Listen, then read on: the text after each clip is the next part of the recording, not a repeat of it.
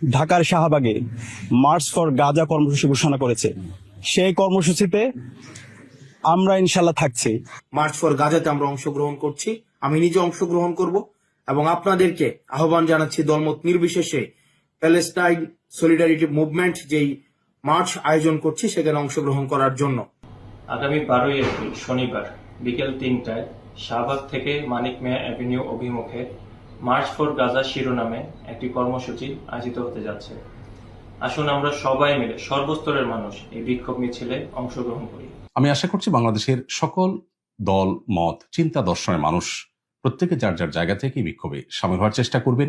পুরা দেশবাসী দলমত নির্বিশেষে এই জেনোসাইডের বিপক্ষে সকলকে আসার জন্য আহ্বান জানাচ্ছি। ইনশাআল্লাহ তাআলা আমি নিজে সশরীরে এই বিক্ষোভ সমাবেশে উপস্থিত থাকব এবং আপনারাও দলে দলে যোগদান করুন।